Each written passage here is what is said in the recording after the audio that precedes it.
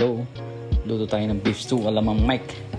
Ito, kunin na natin yung beef natin sa freezer.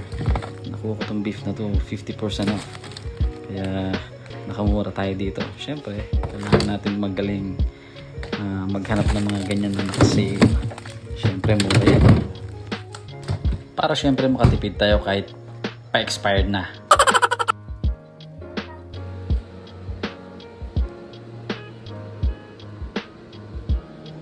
Tapos ito yung mga ibang sangkap natin, vegetables, and dinagdagan din natin siya ng meat para mas meaty siya, kasi yung nakuha natin na nakasale halos puro bones lang yun, pero pampasarap din yun.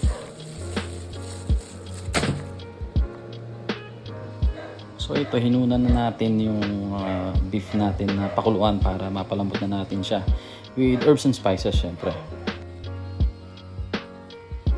So dito makikita na natin yung lambot niya. Syempre tikman muna natin, baka mamaya malason yung mga love sa buhay. Tapos ito na yung mga chopped na ingredients natin.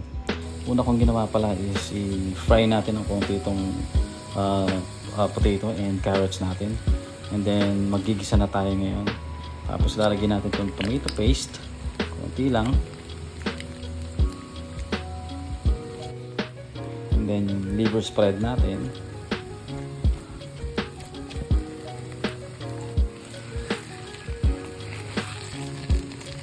Salt. Tapos syempre yung paborito nating pampasarap, beef nor cubes.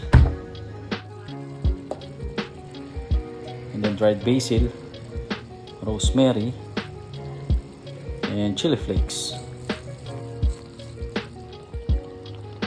Lagyan natin ng green peas. Also ito yung garbanzos natin.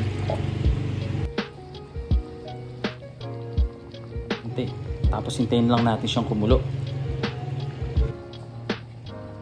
Then pagka okay na yung kulo niya at malambot na talaga siya, ayan, lalagyan na natin itong mga pinrecook natin, tsaka yung bell pepper. And then okay na, ready to eat na.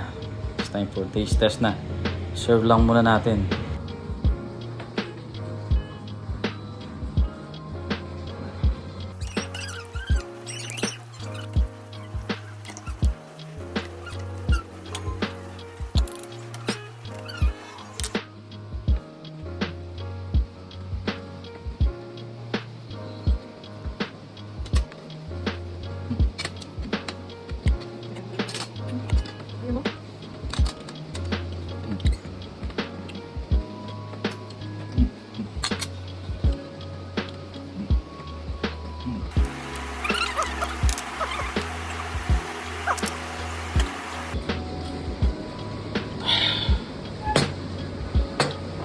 Sold.